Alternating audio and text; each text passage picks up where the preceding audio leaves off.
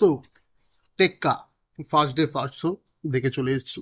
একদম 9:45 শো ছিল INOX south সিটিতে। তো গিয়ে পৌঁছে দেখলাম পিছনে শারদ মিউজিক ভেঞ্চার্স থেকে পৌশালী আর ইয়ে বসে আছে, সৃঞ্জয়।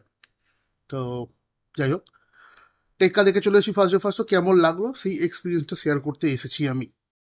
এক কথায় যদি বলি, আহ, মোটামুটি খারাপ সিনেমা না, মানে খুব মারাত্মক সিনেমা কিছু না, যে একদম লেভেলে মাথা খারাপ করে দেবে ভাই, ওরকম কিছু না।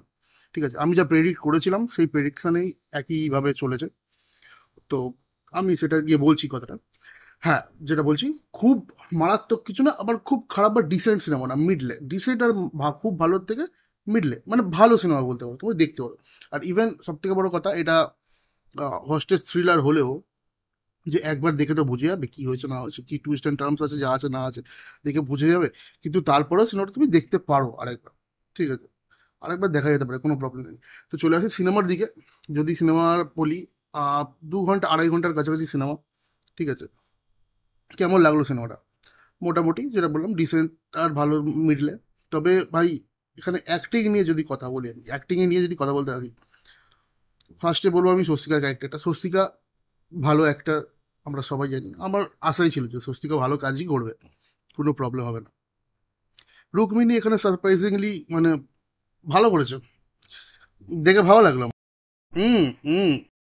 রুক্মিণী ক্যারেক্টারটা এখানে ভালো অ্যাক্টিং করেছে, যে পুলিশ অফিসারে। এবার এটা মানে কি বলে, স্পয়লার দেওয়া হবে না, স্পয়লার না, তোমার ট্রেলারে দেখেছো, ট্রেলার বা গানে দেখেছো অনেক অনেক জায়গায়, যে রুক্মিণী মৈত্র যে আছে, কপ, ও পেট ধরে পেটে কোনো যন্ত্রণায় ভুগছে বা কিছু করছে, এটা স্পয়লার হবে না। ওরা দেখাবে যে অ্যাকচুয়ালি টোটা রয় চৌধুরী যে আছে, টোটা রয় চৌধুরী রুক্মিণী হাজব্যান্ড। রুক্মিণী মৈত্র একজন পুলিশ অফিসার। তো ওদের আইভিএফ এর জন্য এটা থার্ড টাইম। তো আইভিএফ যে মানে ইনভিট্রো ফার্টিলাইজেশন জিনিসটা করার পরে ও ডাইরেক্ট এই যে হস্টেজ ব্যাপার যেটা ঘটে, কিডন্যাপিং ব্যাপারটা, তো সেখানে ডাইরেক্ট কাজ করতে আসে। সো সেই ক্ষেত্রে সারা সিনেমা জুড়েই আমরা দেখতে পারি পুরো হস্টেজ থ্রিলারের যে টাইমটা, রুক্মিণী মৈত্র একটু শরীরের অসুস্থতার কারণে অনেকটা ফিজিক্যালি ইয়ে হয়। তো সেই অ্যাক্টিংটা খুব ভালো করেছে রুক্মিণী, ক্যারেক্টারটাকে ভালো ফুটিয়ে তুলেছে। আমি লাস্ট বুমেরাং দেখেছিলাম রুক্মিণী মৈত্র যখন ছিল। আর বোমকেসে তো খুব, বোমকেসে একদম ভালো লাগেনি। বুমেরাং মোটামুটি ছিল। বাট এখানে সৃজিত মুখার্জি সত্যি কথা বলছি ভালো ফুটিয়ে তুলেছে রুক্মিণী মৈত্রকে। ঠিক আছে, এবার যদি আসি মেন, দেব ভাই ফাটিয়ে দিয়েছে। দেবের জন্য বড় সড়ো থামস আপ। অনেকদিন পর আমরা অ্যাক্টার দেবকে ফিরে পেয়েছি। ঠিক আছে, দেব অনেক রকম ক্যারেক্টার করছে। প্রজাপতিতেও ভালো খারাপ মানে কাজ করেছিল, বাট ওখানে তো মিঠুন চক্রবর্তীকে মেনলি ফোকাস ছিল।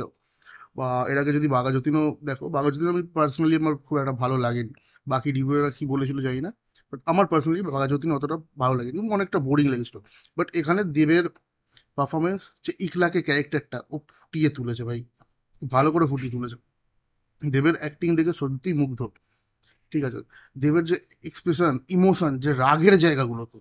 ঠিক আছে, ট্রেলারে আমরা একটা সিন দেখেছি যেখানে বন্দুকটা চালিয়ে চমকে যাবে, মানে ওই সিনটা ওখানে, যে পুরো বাচ্চাটাকে যখন কিডন্যাপ করে ওই হোটেলের ভেতরে নিয়ে আসছে, ওই সেক্টর 5 বিল্ডিংটার ভেতরে নিয়ে আসছে, ওই জায়গাটা খুব ভালোভাবে তৈরি করেছে দেব, ওখানে ভালো ফুটিয়ে তুলেছে। ইভেন প্রত্যেকটা আস্তে আস্তে যত টাইম যাবে তখন দেবের ক্যারেক্টারটা আরো ফুটে উঠবে। দেবের কান্নার সিকোয়েন্স বলো বা রাগের রাগের ব্যাপারটা, বা খিস্তি দেওয়া বলো, খিস্তি আছে সিনেমাটাতে। ঠিক আছে, খিস্তি আছে, তবে খুব বেশি লেভেলে নেই, মানে 22-এ শ্রাবণ লেভেলের নেই, বাট খিস্তি আছে, ভালো মতো খিস্তি আছে। তো ওই সব জায়গাগুলোতে দেব ভালো কাজ করেছে। হ্যাটস অফ দেবকে। দেব আস্তে আস্তে ফিরে আসছে। দেব দেখাচ্ছে যে ও কি করতে পারে।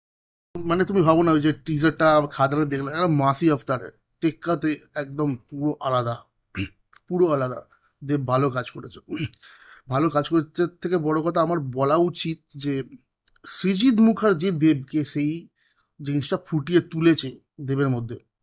একটার সত্তাটা একটার সত্তাটা দেবের মধ্যে ফুটিয়ে তুলেছে।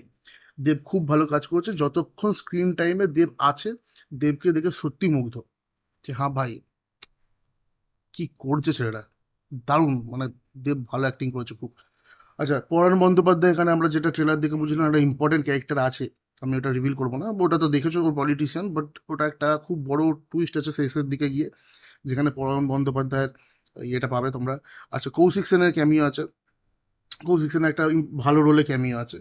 টোটা রাও চৌধুরী যেটা বললাম, ওর ক্যামিওই মানে রুক্মিণী মৈত্র হাজব্যান্ডের রোলটা প্লে করেছে, ওটা ক্যামিওই বলতে পারো, কারণ শেষে দেখাবে যে কৃতজ্ঞতা শেখার টোটা রাও চৌধুরী। ঠিক আছে, খুব বেশি স্ক্রিন টাইম নেই, বাট যতটা টাইম ছিল মোটামুটি ডিসেন্ট কাজ করে বেরিয়ে গেছে।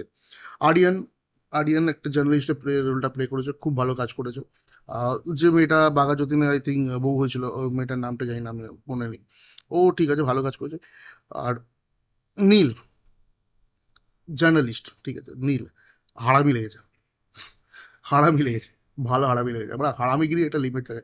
অ্যাকচুয়ালি সিনেমাটাতে অনেক কিছু ফুটিয়ে তুলেছে, যে চাকরির। আচ্ছা, যেটা বলে রাখি, শুধু এখানে কিন্তু দেবের যে চাকরি, যে ওটা বলেছিল যে আমার চাকরিটা ফেরত চাই, যার জন্য বাচ্চাটাকে কিডন্যাপ করেছিল, শুধু দেবের চাকরি নিয়ে নয়, সিনেমাটা অনেক কিছু ফুটিয়েছে। যেমন যে আমরা নিউজ মিডিয়া, মিডিয়ার ক্ষেত্রে একটা চাকরি নিয়ে ওখানে একটা টানাপোড়া, পুরো তোমরা সিনেমা দেখলে বুঝতে পারবে যে ওখানেও কিন্তু আরিয়ান আর ওই মেয়েটার ক্যারেক্টারটা কিন্তু শুধুমুধু নয়, জার্নালিস্টরা শুধুমুধু নয়, ওরাও কিন্তু চাকরির জন্যই করছে। এটা তোমরা সিনেমা দেখলে বুঝতে পারবে যে কি ব্যাপারটা ঘটেছে না ঘটেছে। ইভেন একটা টাইমের পরে রুক্মিণী মিত্র গিয়েও বলে যে এখান থেকে বেরোলে হয়তো আমার চাকরিটাও থাকবে না। মানে অনেকটা চাকরি দুর্নীতি হ্যানা ত্যানা নিয়ে করেছে, বাট এটা সিনেমা স্টোরি নয়। সিনেমা স্টোরিটা তুমি লাস্টে গিয়ে বুঝতে পারবে ভাই, লাস্টের টুইস্টটা ছিল। হ্যাঁ, যেটা বললাম যে প্রেডিক্টেবল টুইস্ট ছিল, এটা আমি ভেবে নিয়েছিলাম যে এটা কিছু হতে চলেছে এরকমই, বাস ওটাই হয়েছে। বাট টুইস্টটা ঠিকঠাক টাইমে এনেছে, ঠিকঠাক টাইমেও এনেছে, ঠিকঠাক টাইমে বসিয়েছে। গান বেশি নেই সিনেমায়, ওপেনিং ক্রেডিটে গান রয়েছে, ইন্টারভালে পরে একটা গান রয়েছে, আর লাস্ট একদম শেষে, সিনেমার শেষে একটা গান রয়েছে। একদম পারফেক্টলি জায়গায় পুট করা হয়েছে, কোনো হানা টানা বাজে জায়গায় গান ঢোকায়নি। ঠিক আছে, গানগুলো শুনতে ভালো লাগছে। বিশেষ করে তিমির বিশ্বাসে তাসের দেশে গানটা খুব ইমপ্রেসিভ, মিউজিক ভালো হয়েছে, ব্যাকগ্রাউন্ড মিউজিকও খুব ভালো ছিল, খুব বেশি হেজাবেজি ব্যাকগ্রাউন্ড মিউজিক করা হয়নি। আহ, আর কি বলবো, স্ক্রিন প্লে টাইট ছিল। হ্যাঁ, ইন্টারভেলের টাইমের পরে গিয়ে একটা জায়গায় তোমার হয়তো মনে হবে যে একটু বোরিং লেগে যাচ্ছে, বাট সেটা টাইমের সাথে সাথে আরও যত বাড়বে ফের এঙ্গেজিং করে রাখবে, প্রথম থেকে লাস্ট অব্দি সিনেমাটা তোমাকে ধরে রাখবে। 2.5 ঘন্টা সিনেমা, কোনো প্রবলেম নয়, হেসে খেলে ভালো মতো দেখতে পারো। এবার আসি সিনেমার নেগেটিভ দিক। সিনেমার প্রথম নেগেটিভ দিক যদি আমি বলি, তাহলে স্টোরিটা খুব বেশি আহ, মানে ওয়াও ফ্যাক্টর নেই স্টোরিটাতে। প্রথম থেকেই সিনেমা শুরু হবে, হওয়ার পরে কিডন্যাপিং, চাকরি যে চলে যাবে দেবে সেটা দেখাবে। ঠিক আছে, যতক্ষণ না লাস্ট অব্দি যাচ্ছে ততক্ষণ মানে স্টোরিটা খুব সিম্পলভাবে চলছে, পুরো কিডন্যাপিং চলছে। তোমরা ট্রেলারে দেখেছো সেই সিনটা আছে যে দেবের ছেলেকেও স্বস্তিকা কিডন্যাপ করে নিয়ে আসবে। আচ্ছা, কিছু কিছু ডায়লগের জায়গায়, যেমন ওই যে পার্টিকুলার ডায়লগটা ছিল না যে তোমরা এখানে হস্টেজ সিচুয়েশন চলছে আর তোমরা এখানে ঘন্টা করে সঙ্গে সুমন মারাচ্ছ, তো ওই ডায়লগটা আসার আগে যেন মানে ওটা হুট করে চলে আসে, মানে শুধু ওই সিনটার জন্যই ওখানে দেওয়া হয়েছিল। এইটা লেগেছে আমার। ঠিক আছে, ভিএফএক্স এর কিছু খামতি, যেমন কমান্ডো যখন স্পেশাল ফোর্সেস আসবে, ওটা যখন গুলি চালাচ্ছিল, মানে লিটারালি দেখে বোঝাচ্ছে এরকম করছে। ঠিক আছে, আর ওখান থেকে ফ্ল্যাশগুলো বেরোচ্ছে, তো ওইটা আমার বাজে লেগেছে সিনেমাটা। আরেকটা আমার মনে হচ্ছে সিনেমাটা আরেকটু ছোট ছোট হতে পারত, আর একটু ছোট হতে পারতো। এইটা গেল। আর যদি বলি প্লট, যে টুইস্ট, লাস্টে টুইস্টটা বলছি, তোমরা সবাই অনেকেই বুঝতে পারো খুবই প্রেডিক্টেবল ছিল। টুইস্টটা দিয়ে ভালো করেছে, কিন্তু ভালো করেছে, খারাপ কাজ করেনি, কিন্তু একটু হলেও প্রেডিক্টেবল ছিল। আমি বসে বসে যেটা চিন্তা ভাবনা করেছিলাম যে এরকম কিছু হতে চলেছে, ওইটাই হয়েছে। পরাণ বন্দ্যোপাধ্যায়ের ক্যারেক্টারটা যে কি, পরাণ বন্দ্যোপাধ্যায় ভালো কাজ করেছে অলরেডি, খুব ভালো লেগেছে। তো ওই ক্যারেক্টারটা কি তোমরা লাস্টে গিয়ে বুঝতে পারবে, যখন বুঝতে পারবে তখন মনে হবে হ্যাঁ সিনেমাটা একটু ভালো হলো, বাট প্রেডিক্টেবল। আমি পাশে যারা বসেছিল তারাও বলছে যে এরকম কিছু হতে চলেছে, তো হয়েছে। তবে এইটাই কি, সৃজিত মুখার্জি ভালো ডাইরেক্ট করেছেন, স্ক্রিন প্লে ভালো ছিল, উত্তাল গান ছিল না, তোমার দেখে মজা লাগবে। কিছু কিছু জায়গায় লিটারালি দেবের পারফরমেন্সে কিছু কিছু জায়গায় লিটারালি তোমার মানে নিজের মন খারাপ হবে যে একটা চাকরি চলে যাওয়া, মানে একটা চাকরি চলে গেলে একটা সংসারে বা একটা পরিবারে কি প্রবলেম হতে পারে, কতটা প্রবলেম আসতে পারে, কতটা প্রবলেম সে ফেস করতে পারে, সেটা মানে স্কুলে ফিস দিতে পারছে না বলে তার বাচ্চাকে স্কুল থেকে বার করে দিচ্ছে, খাওয়া দাওয়া থেকে শুরু করে মেনটেনেন্স সব কিছুতে কী প্রবলেম হতে পারে সেটা ভালোভাবে দেখিয়েছে। ঠিক আছে, এবার ওই যেটা বললাম লাস্টের টুইস্টটা না দেখলে বুঝতে পারবে না, ওটা আমি স্পয়েল করবো না। কালকে দেব অলরেডি নিজেই বড় বড় করে পোস্ট দিয়েছিল যে স্পয়েল করবো না, কারণ কেন স্পয়েল করবো না সেটাও এখন বুঝতে পারছি সিনেমা দেখার পরে, তো আমিও স্পয়েল করবো না, যেরকম আছে সেরকমই রাখবো। তোমরা যাও সিনেমাটা দেখো। অবভিয়াসলি আমি মোটামুটি এটাকে 10-এর মধ্যে 8 ফাট দিতে পারি স্টার। ভালো লেগেছে, খারাপ লাগেনি।